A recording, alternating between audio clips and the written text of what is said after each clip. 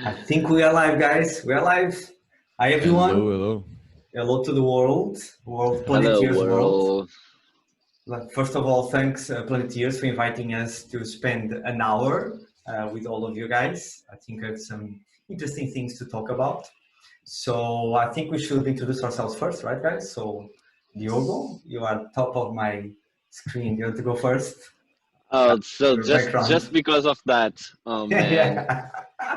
I thought no, Diogo, it's you because you are a D, I'm a Alphabet J, order. and Gonzo is a G. So in Could be like that. alphabetic order, I would like to introduce you at first. Okay, I can introduce myself, of course.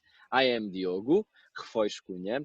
I am a digital nomad since ever, at least in my mindset. I used to work in a proper, well, sometimes I said, I used to work in a proper job, 9 to 5, but fortunately, it's not a proper job anymore because of COVID, pandemic situations, and etc. It's more common than uncommon. So I developed a collective, kinda artistic collective, but just to work because I'm a creative guy. I do social media marketing mostly, and I met João and Gonçalo when I decided to expand my own brand called Nomad Digital.pt. It's a Portuguese collective of digital nomads who works with others or as entrepreneurs. And I met Gonçalo and João, and together we came with FO, the Future of Work conference. Well, that's my intro, guys. All right. Gonzo, you go next. So, besides knowing Diogo and creating the future of work conferences with you guys and losing my hair because of the conferences, I also own Remote Europe, a job board for European fully remote jobs. Remote Portugal, kind of a content just in Portuguese, a content website just in Portuguese. And I do a couple of more stuff. And I consult with companies, for example, helping them in the implementation of remote work with quality to make sure that even though most of the people are working remotely from all over the world like we are, they can still do it with quality and they can still work properly even with a fully distributed team and no offices. And so far it looks like the average of productivity growth is around 40%. And after this crazy COVID experience, all the HR people I'm speaking with, they are reporting 60 to 80% of people that never want to go back to the office again. So pretty exciting times. And now, João, would you like to introduce yourself? Thanks, self-moderator. All right. So thank you, guys. Yeah, so we have a lot in common, and I think we're going to share a lot about our experience together. I'll leave that for our conversation. So my name is João, and I work and I help to organize this conference here that you can see above me, Greenfest. It's going to happen next month.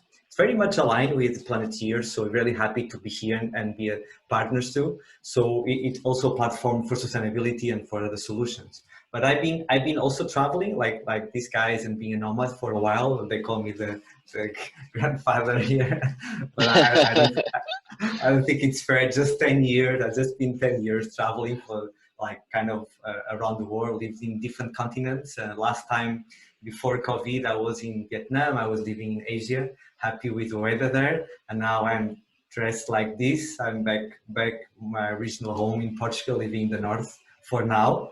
Yeah, but we definitely like to talk about this remote lifestyle and nomadic lifestyle, and we're going to tell you everyone about why. Of course, nowadays with COVID, everyone is curious and everyone is want to know. Maybe a lot of people are suffering in a way indirectly with it, but we're going to get there. But yeah, so sustainability and long-time travel is something that really are my two passions, and I'm happy to be here to share them with you. All right. So that's All us. right. And I think we should start with a very interesting study that came out just this last couple of days. So it's a very fresh analysis report that Gonçalo was sharing this week. And I think that's very interesting. So it's a future perspective in Europe, which is very much what we're going to talk about here, which is the future. So Gonçalo, do you want to share some of the results that we saw in that report? Yes, so this is a remote work in Europe report for 2030. So basically, whereby and dgen.org decided to study a little bit all the trends, and they came just Friday with this report. And I think it's fairly interesting to understand what's and what are the trends that that dgen found out about. And the first one is very clear. By 2030, 27% of the total globe force in Europe, not just tech companies, but of the total globe force in Europe, will have the option to work fully remote and leave big cities. So it's almost 30%, and this is insane if we count that there is a lot of jobs that are services as well, and a lot of people that still have to work in industry and all the other jobs that we know that cannot work remotely. To work remotely, we need to do our job through the PC. That's the only rule we actually have. So it's very surprising to see the growth. Yeah, before going to the other, so you're saying 30% of all the workforce in Europe? Yes. Yeah, workforce or population? Workforce. Because population, you are taking into account the kids that don't work and the other people as well. Well, they are remote. They are always remote nowadays. No, even because 100%. I was trying to understand if even like education will be remote first as well instead of offline first.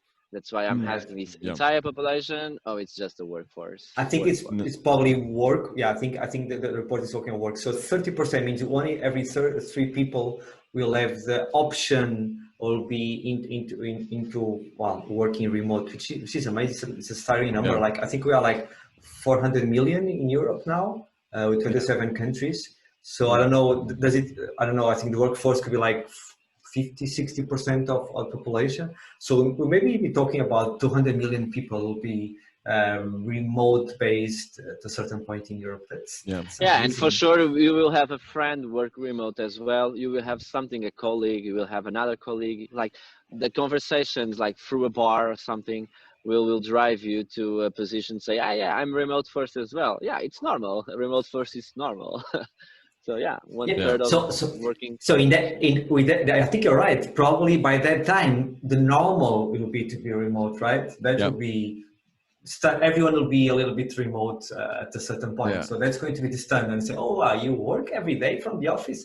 Oh, that's what? Because I think one of the greatest, one of the biggest, not the greatest, one of the biggest obstacles we deal every day, and let's talk a little bit about it. I don't want to be here introducing a new theme while we are doing this study, but I think we can first talk about this. Can mix around. It's a little bit strange to us sometimes when you are having a conversation with our family or with our close friends. They don't understand what we do. We do exactly the same they do, but in a different conditions. Yes. Yeah. So a lot of people not going to the office means you're not working, right? It doesn't matter if you still work in a computer in the office, right? So nobody goes, most of people at the office work, they work on computers. And so removing the background means removing the work. Yeah, I suffer with all of that, like I said, with the family and friends. And even recently I had a family member, not close, but still family member that thought I didn't work. For these last years. Yeah. I said, you work? Yes. But... My mother still calls me and asks, Gonçalo, when are you going back to a place? Gonçalo. Yes. We'll back to a place, I think there was a delay. Yeah, Diogo is with delay. Gonçalo, when are you going back to a place and buy a house and get a car and get kids? And it's hopefully never. I really like my freedom. So I hope actually not have to just buy a car. And this is one of the things that we find also in this report, which is because of people can live anywhere, we'll see more and more people living the big cities. And they clearly mentioned, for example, that every country in Europe will start to see remote first villages spring up in the next 5 years. So it's not even in 2020, it's the next 5 years. Cool. And we are seeing in Portugal with Rural Move, a project that started 6 months ago. They are preparing little villages like Miranda do Douro and some others in Penela in the center of Portugal to become this kind of remote first villages by attracting remote workers to leave the big cities and move to the smaller cities. And of course, João, I think, what would be, for example, the impact of someone just leaving a big city, being in the traffic every single day to go to the city center, to the office, and then suddenly, instead of that, actually just walk to the school, work from home or from a local co-working space? What do you think it will be the environmental impact of all this decentralization from the cities to a more distributed life? Oh, it would be just amazing. It would be just what we need, because if you look what COVID is doing for the traveling, let's talk about work, right? Let's talk about not leisure. Yeah. Let's talk about work. A lot of business travel is not happening anymore. And from now on, a lot of companies are going to think twice, because they realize that, yeah, you can do a meeting, remote meeting, still work, still some effectiveness. So why should you travel across the world for a 2 hours meeting? And I have a friend that does that, used to do that, for 2 hours meeting and then come back. Like, you're going to think twice about that. So if those trips stop happening, or at least reduce dramatically, and for the ones that are really, really important to happen. I'm not saying there's always exceptions for everything.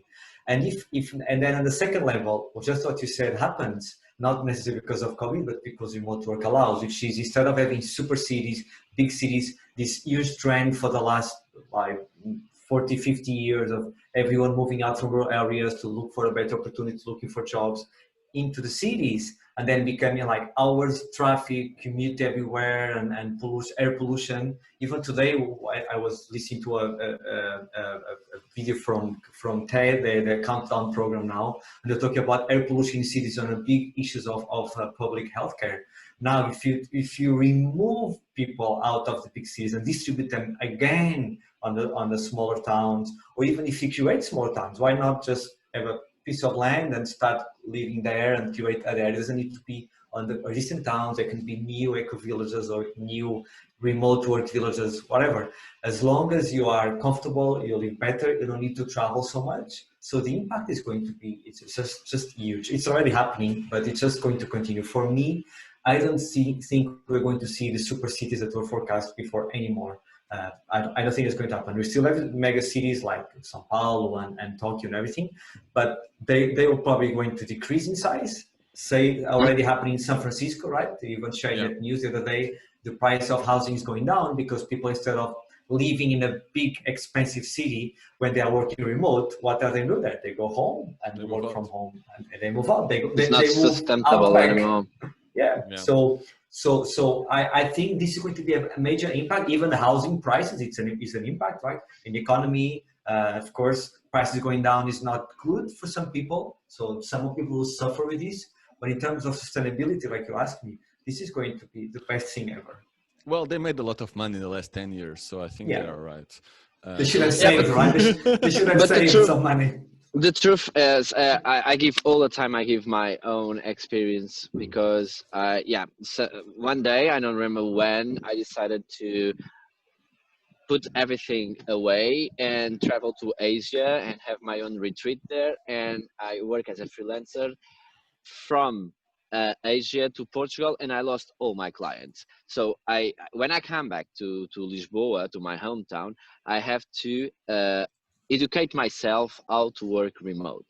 It was like 5 years ago, and I was like living far from the big city, living far from Lisboa, because I want to have a relaxed life, because I suffer a lot with anxiety and depressions and blah blah blah, and living inside a city, struggling every day to have a new client, to have a new job, to have a new project, to gain money, to pay the rent, it's not good to myself. So I decided to move far from the big city, and I decided to live there. But often I come to Lisbon because I need money, and I want to make a statement as a question.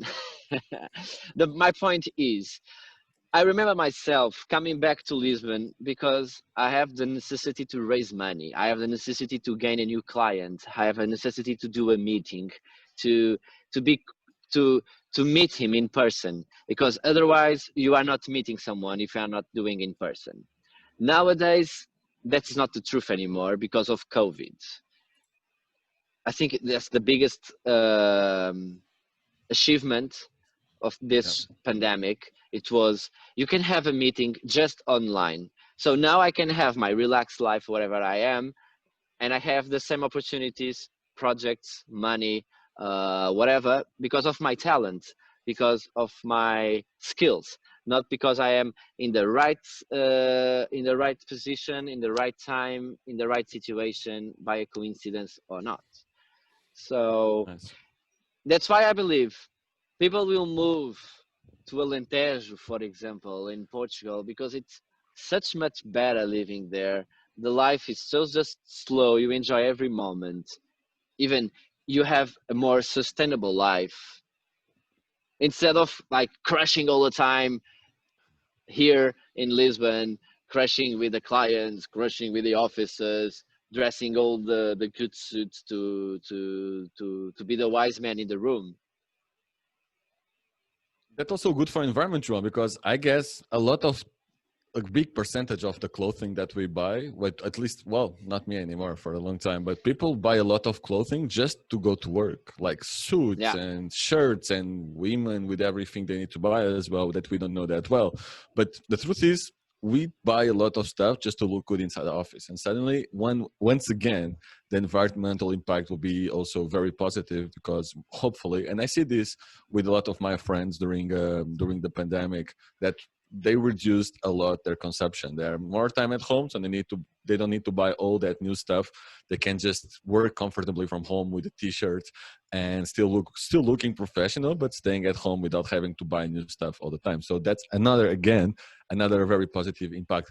Do you guys think that I was having this discussion yesterday? Do you guys think that travel industry will collapse without the business traveling? No. So I was listening to some numbers, and I was listening to a travel podcast because I'm pretty much connected with tourism too. So the numbers are kind of recovering already for the business industry, not for the leisure one, but for the business industry. They are recovering a little bit slowly. So what the industry is expecting is that they'll be back to some numbers that are sustainable for them, never as before, but not as bad as I hope to. The leisure industry is struggling more, and because people will be afraid, and they have an alternative, guys. Because if you have a business trip, you need to go there, right?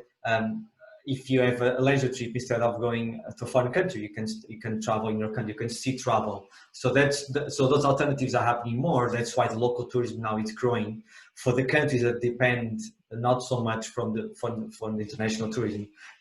Portugal is not one of them, for example. Our local tourism was always very low, and so the impact in our economies has been very much higher than other countries that don't depend so much.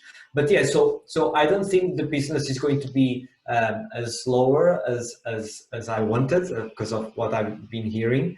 But I hope that there's still going to be an impact. I just hope that it's people realize business-wise that even if you think on fairs, right? As soon as the business fairs and they start to happen again, people still will want to go and move, right?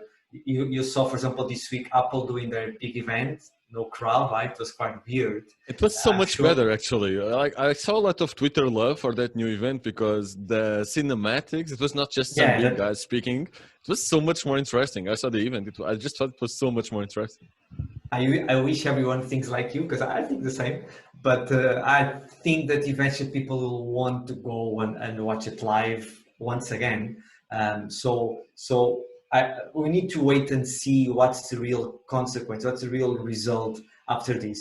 I don't think it's going to be the same for sure. I mean, in terms of events, well, we are now in one event that was supposed to be completely presential on the spot in the Altice Arena, still going to happen there, but with much lower numbers. And now we are here talking to the world.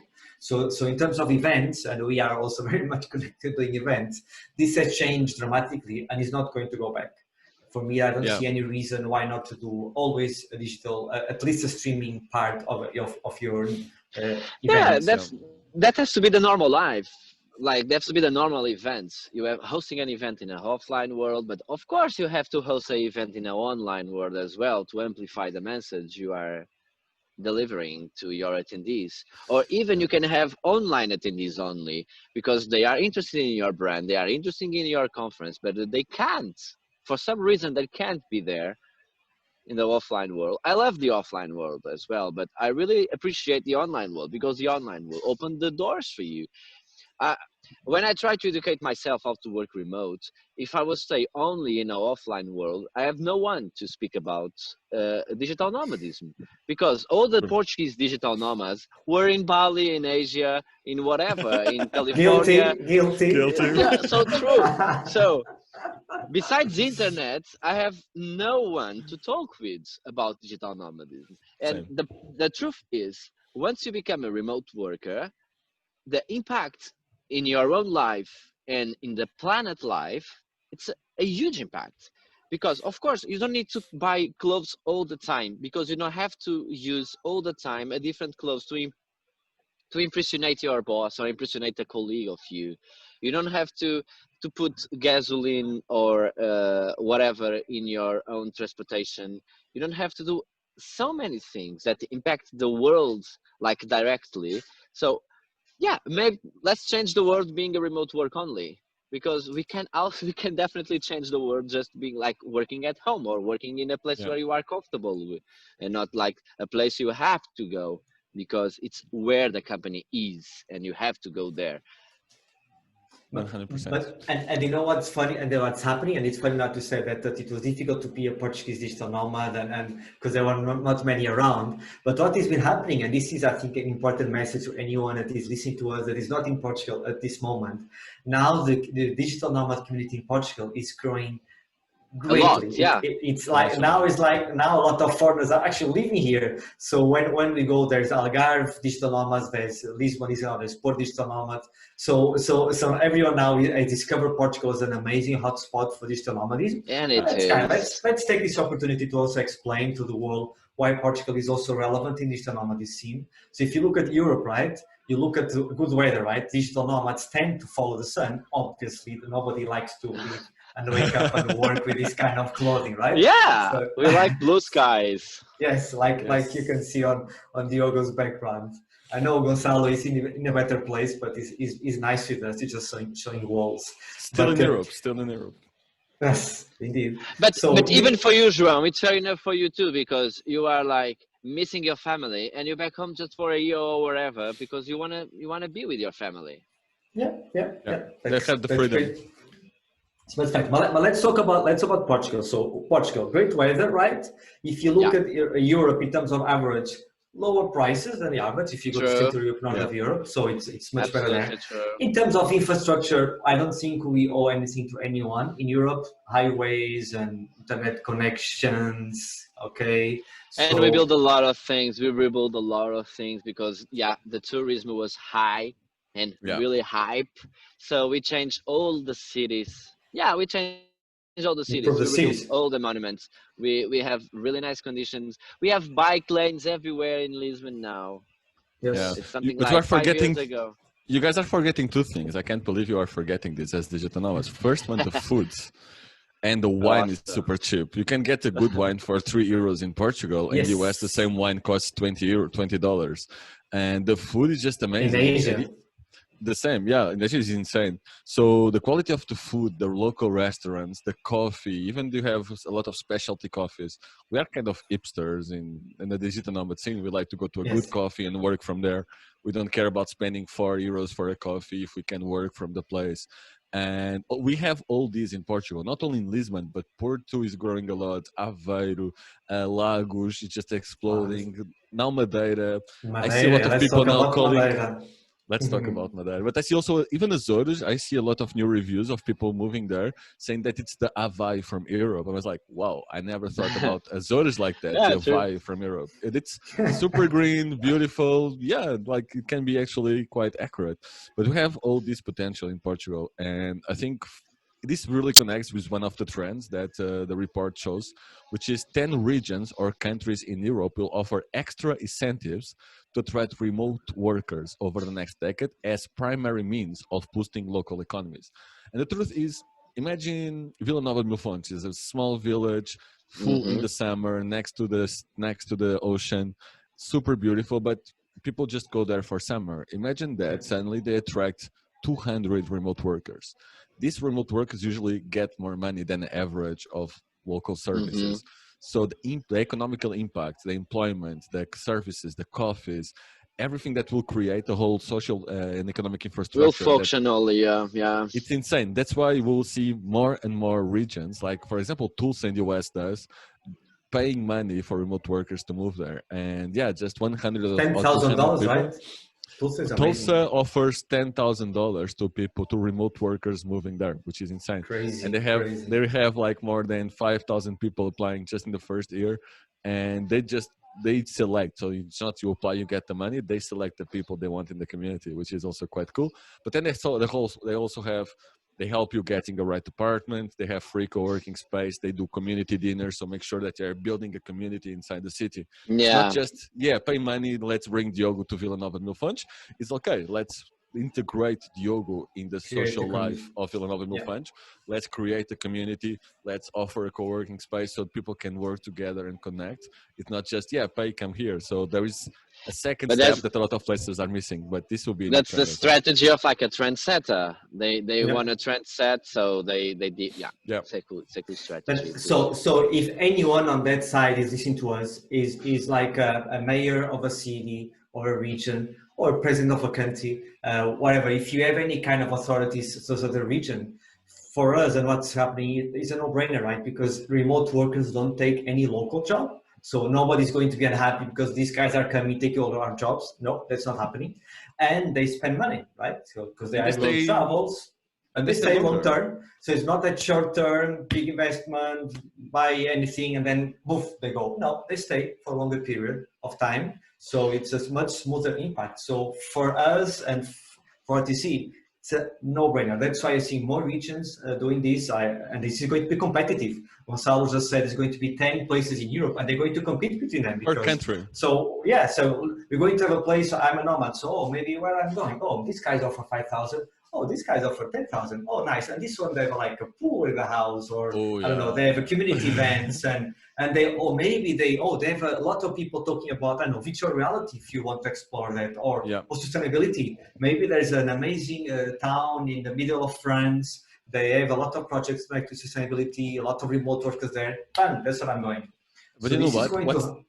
You know what's cool? This is not new. We see, for example, a small village in the mountains of Bulgaria doing this for the last 5 years, and now it's called Bansko. It's a small village in the mountains.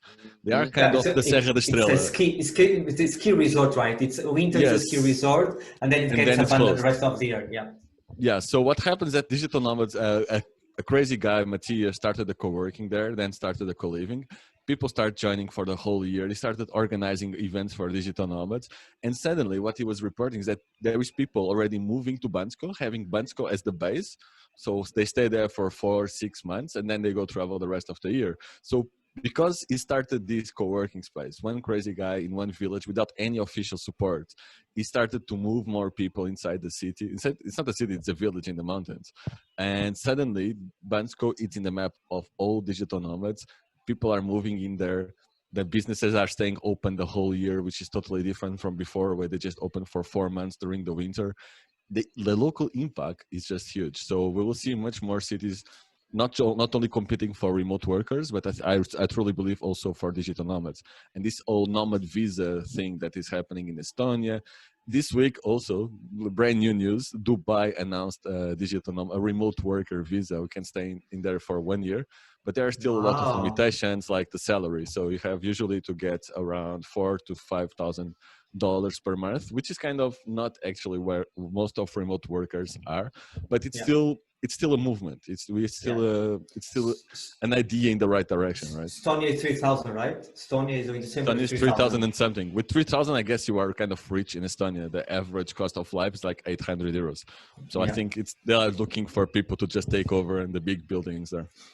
No, they're focusing on a segment of the remote work market. Well, they want to have only the people that can spend more money. Well, that's a strategy. That I'm sure others will focus on others, but these guys are starting with the one with more investment capacity. Sorry, Diogo. I would like to add just a sentimental perspective about it, because we are always talking about money. The romantic digital nomad. It's the happiness the happiness concept or whatever. It's when you are a remote worker and you are from another part of the world, not Portuguese, but you came to Portugal and decide to come to Portugal to live, of course, you have more money than a Portuguese. So it's okay, it's fair enough because you have a nice job, you have a nice boss, you have a nice company to work from. It's okay to work with, it's okay. And you decided to move to Vila Nova de Mil Fontes to living because it's better for you. It's sunny all the whole year. It's you can do surf all the time, yoga, lifestyle, whatever, blah blah blah blah blah blah blah. The truth is, the cafe or the bar close to the beach can be open all year because you have a community to they are able to spend money there. So that's completely understandable, right? But there's a happiness concept about it. It's I'm there to enjoy a coffee, or I am there to enjoy the view, or like being there. More When mindful. I exactly, we are mindful about it because when you are like crashing all the time, 9 to 5 and blah blah blah, you go to a coffee to put some caffeine in your body. You are not drinking a cafe, you know. Yeah. And that's why I come to say if you are remote work, you will change so many things in your life because you get time to understand what the impact of that new lifestyle impacts on you. So I would like to explore a little bit as well, like people get time to uh, think about themselves during the pandemic situation. So Yes, yes.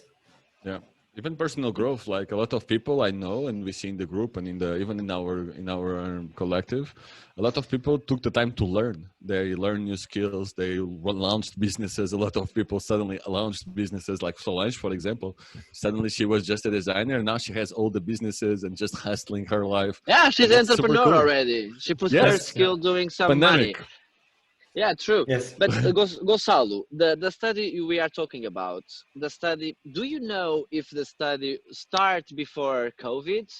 No, no, no, no. It's very recent. So it Okay, was in the last 3 months. so perfect. So it's the post-COVID if Yes, The study we can. estimation for Perfect. post, yeah, because they're talking about 5 years, right? Next 5 years. 10 years, Because it's ten a big years. Yes, It's for 10 change. years. It's a big. yeah, It's a major change. It's like 1/3 of the population, working force yes. population, will be remote or will be completely. We will appreciate life. Yes. you know. Yes and no, Diogo. Now you talk about that. Let's talk about the dark side too, which well, some Okay. of the dark side. So one thing that happens a lot, and sometimes I'm guilty of that too, because you know when humans are, you say, okay, I spend 10 hours doing this, but now I can do this much faster. So I can spend only 5 hours. Oh, cool. So I can have 5 hours to rest. No, now I can work 10 hours again, but I do more things, right? So because we have more freedom, more opportunities, we may be one of the things that happen with us that we may work more than before. There's a lot But of it's people an when we talk about, option. But of also, course, no, but definitely. also, but you are But I'm also just more saying that productive. sometimes, indeed, but sometimes you're not conscious. Like it's Yeah. it's a trap that you need to be careful about. You know, Of I'm course. simply saying it's under your Yes. control. But when you have more power, I'm just saying in terms of society, in terms of life, it's easier to follow the highlight, just do what's supposed to do, and you need to think. When you have time to think, you need to be responsible for all your options, and some of them may not be as good as working too many hours. Others can be Yeah, amazing. Yeah. Work 4 hours a absolutely, João. day and relax. Absolutely, because we was educated. Sorry, Gonçalo. Because we were educated. Like, if you work to a multinational company, for sure you will have one. The greatest thing in life is you are stable. You will get your income every month. You can buy a house. You can buy a car. You can marry. You can have kids. Of course, you can have another kid, and you have like your career will start, and you will get more money because you are inside the company. If you want to go on the digital nomadism, you have to quit your job because there's no other option. Yes. Like, but yesterday, if fortunately, one of the greatest things of pandemic was now companies are remote first as well. So you can have all the stable. Like you can still have a income every month. You can work just to a company, but that company is a remote first, and you can choose where you are, where you living, and that's the biggest that are they will change you a lot because you have the freedom to choose where you live, and now you finally get money to live instead of live to get money. Yes, I have a couple of things to add what João said. The first one is Portugal was known before pandemic to have one of the lowest productivities in Europe by far. Mm. We were one of the lowest productivity populations in Europe. And what we are seeing, even with COVID, is like some of my companies, my clients, increased the productivity by 100%, and that's partially because they overwork, but they doubled the productivity during COVID, which is insane. But I truly believe that one of the issues why people were actually not productive before is that the offices had become too social. People Mhm. went to the office not to work but to socialize, and this was a huge issue. And now with remote work, there is a much more structured way of actually working. One thing that's missing, and I see this in all the companies, is that we completely changed the way we work. Well, we used to work in the office, we used to have some kind of rules, we changed everything within a couple of weeks. And there was no education for the people or for the companies. They just changed. Okay, you used to go to the office for 20 years, now you work from home. That's why people are overworking. People don't know how to work from home. People don't know they have to do pauses, that they have to measure the time they are working actually, and they don't know how to stop working because there is no education inside the companies on how to work from home or work remotely. But in this specific condition, it was work from home.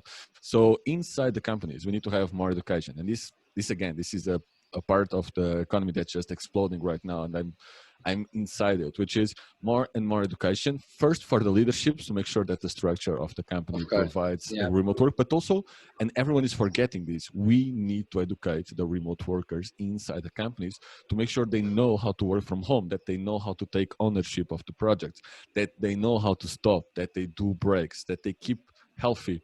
And one of the solutions inside of the companies, and again, we'll see a rise of this, is this new position that is growing called the head of remote or director of remote work. Something that Facebook is hiring, Twitter hired internally, Quora is hiring, Opta is hiring. There's a lot of companies starting to hire this position. Microsoft in Portugal just hired a person just for it, while they announced last week that they were proposing going remote first as well, which is really cool. So this new head of remote position will have the responsibility of educating people, but also to make sure that remote work keeps the quality inside the company. And this will be the solution to all the pains that we are feeling in most of the companies, all the pains I see that people complain about, working too much, not having breaks, just going straight and very, very, very hard on the work. All these can have a solution with a And person Gonçalo, responsible for the work. I think it's important to say as well, Gonçalo, it's normal. Yeah, It's normal. You have all that pains at the it's new. beginning. It's completely Yes. normal.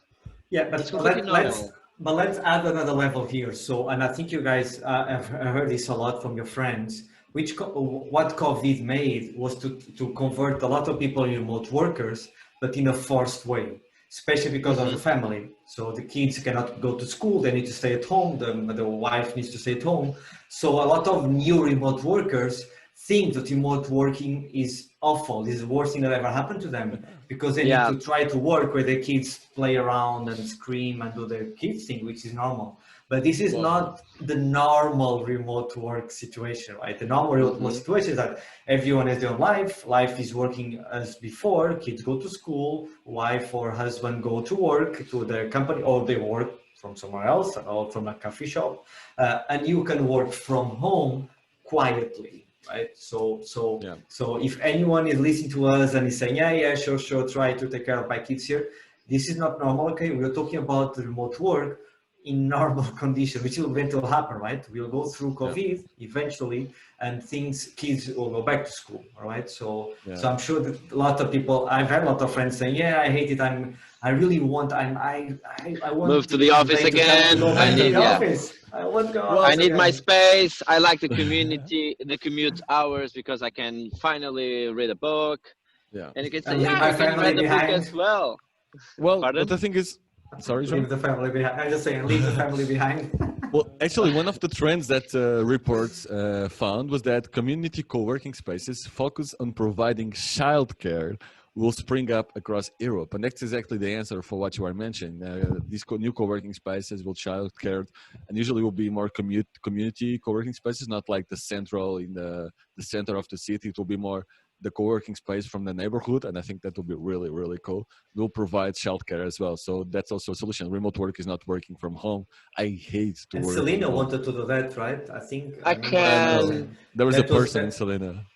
I can imagine. no, I but can I think imagine the a future future. vision. Sorry, Yeah. sorry. You. Yeah, I can imagine a future if you have a family with kids, you can change every year another country, and the kids are okay because I can imagine a world where the education it's like equity all over the countries, so you quite can like change country every year, and your Yeah. kids still learning, uh, and you, you are you following like Yes. if you Yeah. Yes, yes, it's if your possible kid is already. It's possible so already. yeah. Know that I have a girlfriend and she research stuff. So if you always opt in into these English schools that they all have the same program, you can actually do that. Like live 1 month in Bali, live another month in Portugal, because all these English schools follow the same program. I would not say monthly because well, No, I no, like really. my friends like yearly, but even like okay, it's a struggle because the kids have his own friends, like the Yeah. all the year they have the friends, and now you have to change and make another Yeah. friends and blah blah blah. Of course, there's some challenge, but that's the good in life. We have some challenge to deal with, and that the challenges helps to grow, not not the other way, right?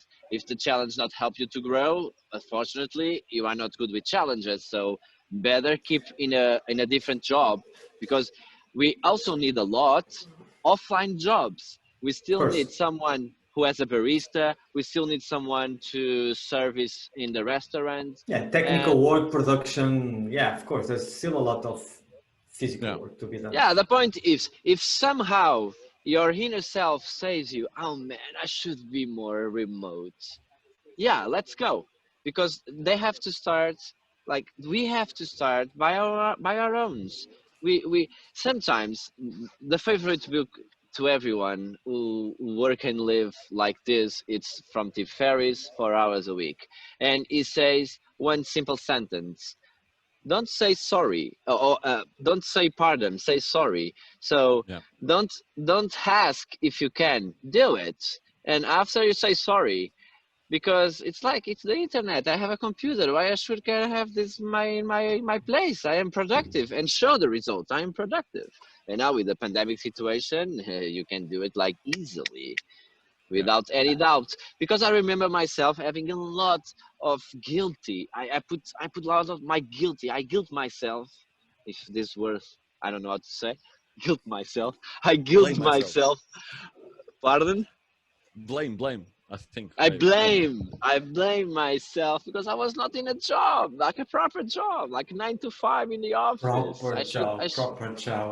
That's an Yeah, old expression that they used to use back in the 21st century or something. I heard they used to say proper job. yeah, it's a But joke but nowadays, but but let's go to there was a topic here. I want to touch into other topics, but let's go first to the education. I read something the other day that and I think it makes sense. So one of the problems that you said perfectly, if you are moving around in different countries, especially education of your children, that will be an issue, right? How it's going to be compatible, how they're going to have a continuous education. So, but what they were saying is that because now education is becoming more and more online, you can have more, you can follow your true, education, the curricula, the part, true. the subject side, and still be on other places and then interact with the local kids in a way. So the remote education is making easier for this to happen and for you to cross around countries. So a university can have local places where you don't have to have the teachers because the teaching can be done online, and then have just a smaller structure. I'm not saying that you just move from school to school. I'm saying you stay on the same school, but it's going to be easier for a school to have offline locations with smaller structure where you can continue your education, because mostly it's done online, like an hybrid education, right?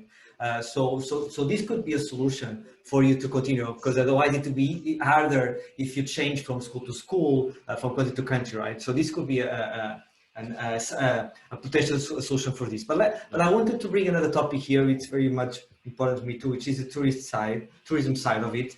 And Gonçalo, you spoke about Banco and what they are doing to compensate for the low season, right? So remote working for Banco is a great strategy to attract people where they don't have the normal season, which is ski resorts and doing all that winter stuff, right? So remote work is one way of doing that. So there's a lot of tourist operators and hotels, and Selena that I spoke is one of them, is focusing now more and more on long-time travel, because it's to compensate the short-time travel not happening. But I was discussing the other day to another podcast and a podcaster, and we were talking about the hotels of the future, how it's going to be the tourism of the future. And if we start to think that this society is becoming more remote, like like you said in Europe, that's a huge number. It's not like a niche; it's a huge number. So if you think in terms of hospitality, the hotels will probably be more focused on doing community activities. So I give an example. So if you go to I don't know, to Paris, or or Toulouse, a smaller city, instead of a hotel showing you a guide tour to go to that mountain or go to that museum, no.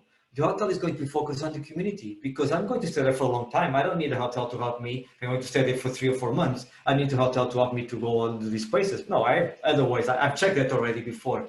What I need the hospitality to do is to create conditions to have a community, so I can stand there for 3 or 4 months and be active with it. So a little bit what co-living is doing, but in larger scale, hotels, big hotel chains. So we're discussing that the future might be that the tourism industry is going to focus more and more on the long-time travel and less on short-time travel, because short-time travel is going to decrease. Because look at our examples. When do we do short-term travel? I don't do that anymore. I travel for months. I go to a place, I don't go for 2 weeks somewhere.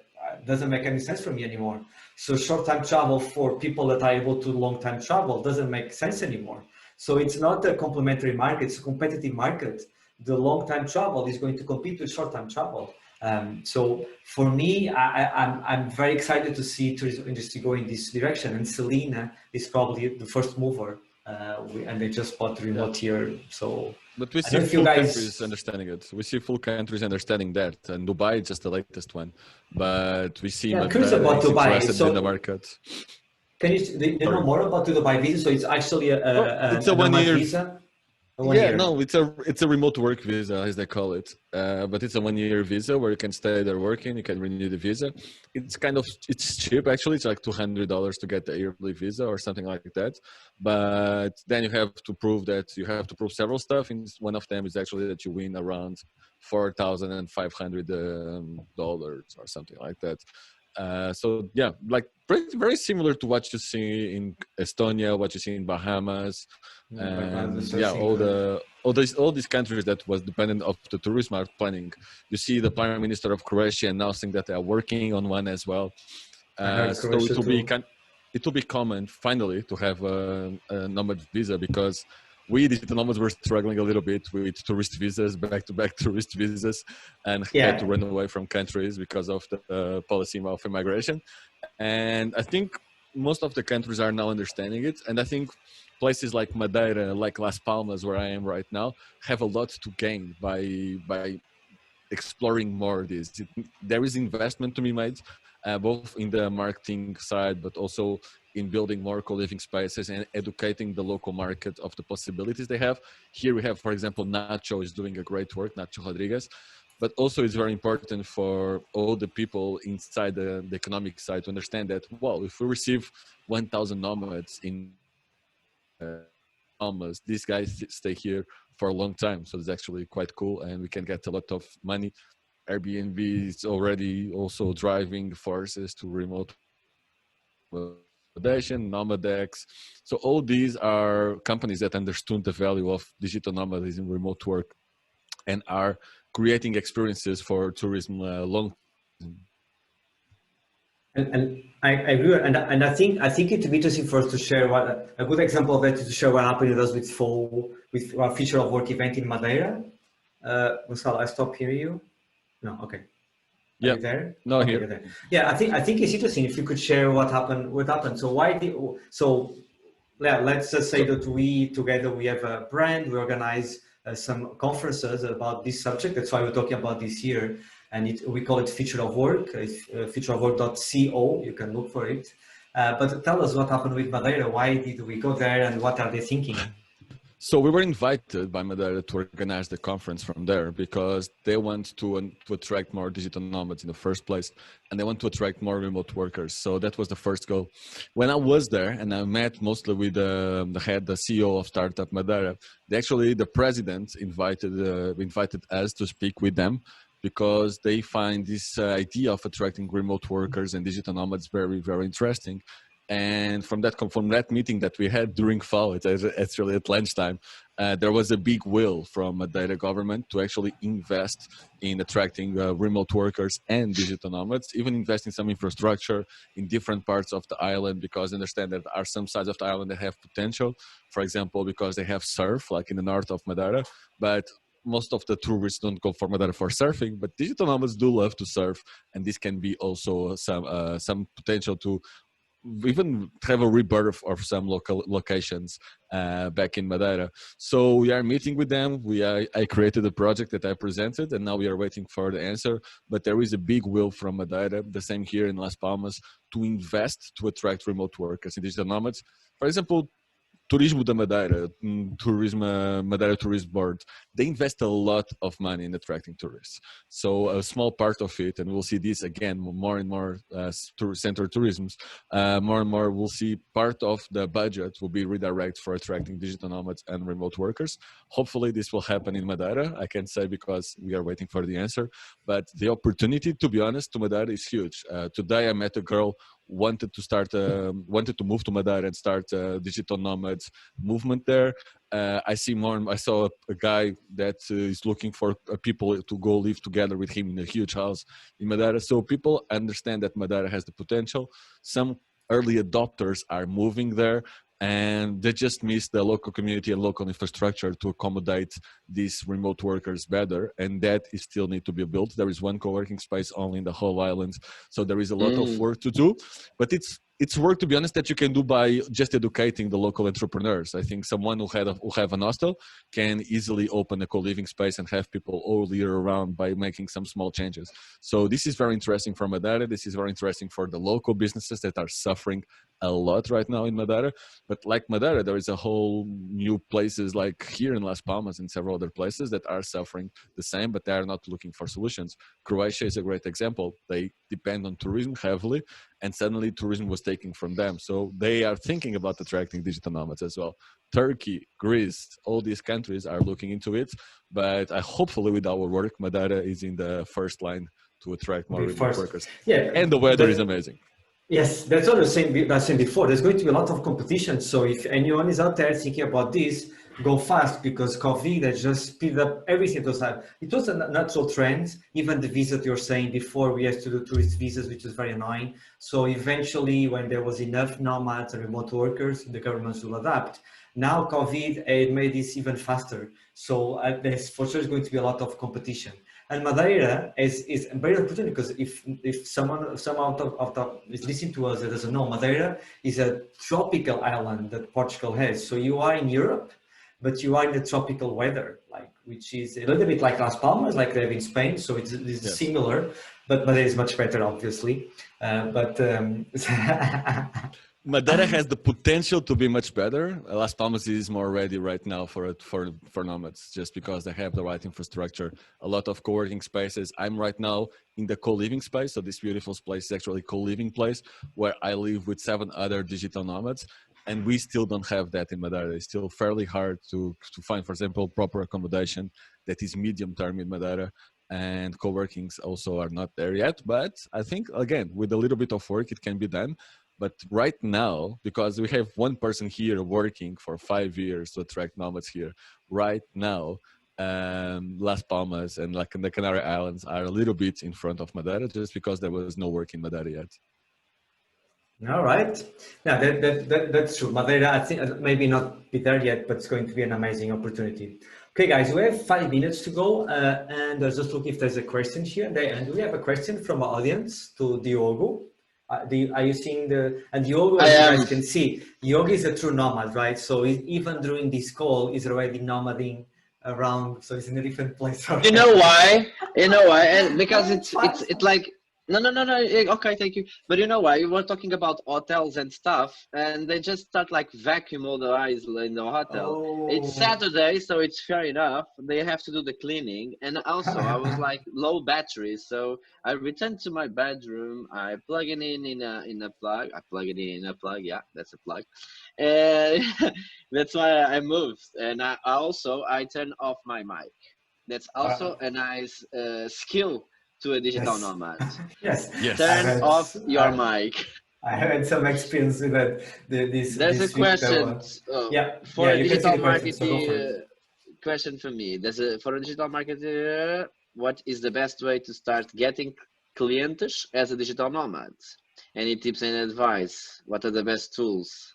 Thank you. Well, that's the 1 million question.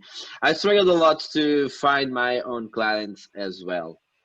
I started to work as a freelancer to advertising agencies, just because advertising agencies are able to contract freelancers, and I would like to be a freelancer and not a worker in one company only. So I decided to marketing myself only to digital marketing agencies, because sometimes I said, hey, I don't want to go to your office, so I can do it can do it the job back in my home. And they say, yeah, okay, it's cool, because advertising agencies, they are all cool, right?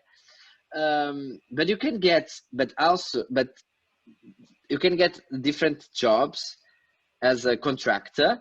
There's some nice companies doing that, but actually the question, it was good to Gonçalo as well, because Gonçalo have a Facebook group on And Facebook. Johnny has been talking a lot about that, right? Yeah. And Gonçalo, take it, Yeah. Yeah, please. maybe let's So talk about that. Yeah, sorry, yeah, Gonçalo. no, just well, I do have a group. It's called Trabalho Remoto e Nomadismo Digital. Everyone is free to come if they come for goods. Also, we just launched a job board for Europeans. So if you are looking for a marketing job inside Europe, you have go to remote/europe.com, and we have actually 50% of all jobs are actually from marketing, because we on purpose are more focusing as we see more people looking for these kind of jobs. But also answering a little bit the question is all about showing your work, in my opinion. I don't know if Diogo did this, but True. what I see And here I is can show wrap your up. work. I can Go wrap for up, it. because you have the proper job of a remote work you have on that platforms. But I start myself as a junior asking my neighbors if they need help on social, and Yeah. I knock doors. Like I knock in a restaurant, I knock in a bar, and once they are my clients, they know how they know how I work. So I moved cities and I met the owners of that places, and I still kept them when I moved cities, because they are my clients. I'm the owner of my job, so in my business, so they fit with my lifestyle, and it's okay.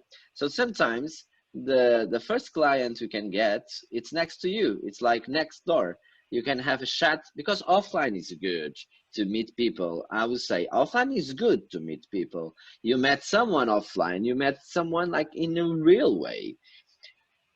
Internet is amazing to meet people as well, but of course, video like kills a lot of the communication. I cannot see the legs of Gonçalo. I can see the lower body of João, but I can Underwear have a conversation. Yeah, I can Yeah. see like a huge banner of João. So I can understand like João is super like into the events, is promoting the Greenfest because it's the greatest events you can have in November.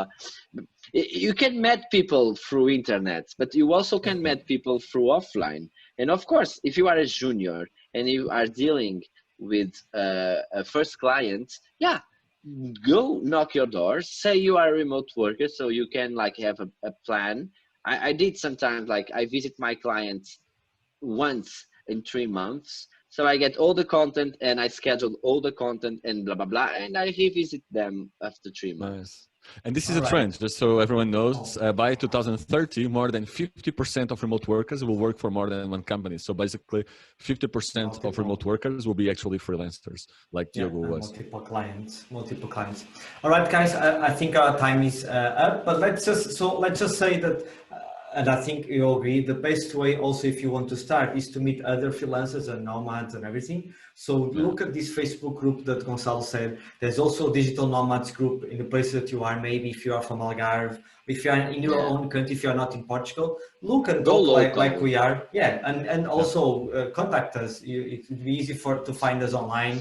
If you look for futureofwork.co, you can see what we all three and Solange not here are doing together. Yeah, but João, I would like to add just a thing is, please. Sometimes when we are freelancers, and mostly in creative jobs and marketing, we kind of believe the next job will be online, and it's not. Sometimes if you just go to a co-work and you just met someone from another city in the world, he have a job for you, because we are Portuguese and they are traveling and they are foreigners, and of course we are really an attractive human resources to the foreigners, because we are super well educated in our skills, we know how to do our job, and yeah, we don't have too much to live because we are Portuguese. We are not like, the cost of living of Portugal is high in the big cities, but it's not too high if you compare with others. So sometimes you are just in a co-work having a coffee and like chat with someone, and that one is from England or whatever, and he needs you, and he wants to start work with you. And yeah, sometimes you like, it's so easy to get a new client. I just have to go to the co-work and meet someone, and it's true. Mingle, meet, network. I think that's a great advice to finish it off. You guys want to say anything else, Gonzo, before we move out? Late. The future of work is remote. The future of work is good for environment. So make sure you embrace it and make sure you educate yourself. I think what we are lacking more is education. Make sure you educate yourself. There is a lot of good content for companies and individuals. Just go after it. Futureofwork.co is one place where you can go after it, but there is many others as well. So make sure you inform yourself properly and embrace the future of work. Yes, and the future of work is what we used to call it. Now it's not future anymore. It's the present. Yes, it's just the present of work is now. So that's happening now. And one last thing, and talk a little bit about sustainability. So with more freedom comes more traveling and more responsibility. So travel responsibly, think on our planet, think about what you're doing, and also take a look at Greenfest later next month. What a nice shout out. No, João, completely. Because we are in Planetiers conference, it's absolutely amazing if you just switch to a remote work, how many things will impact in the planet just because you are a remote work. But it's like normal things. It just impact, like, yeah, sometimes you don't think about the impact you will get, but it's like, it's immediately, it's like such as little things, and you get a lot of awareness about the impact. And yeah, let's do it. Let's do it, guys. All right, guys, thank you very much. Thanks, Planetiers, for allowing us to spread the word and talk more about this such an important topic nowadays. Gonçalo, Diogo, it was a pleasure once again. Thank you very much. It's always a pleasure to be with you. See you around. You can connect with us on LinkedIn. I will. See you next Thursday for our weekly meeting. Yes. Don't forget, guys. Yes. Bye, everyone. Ciao.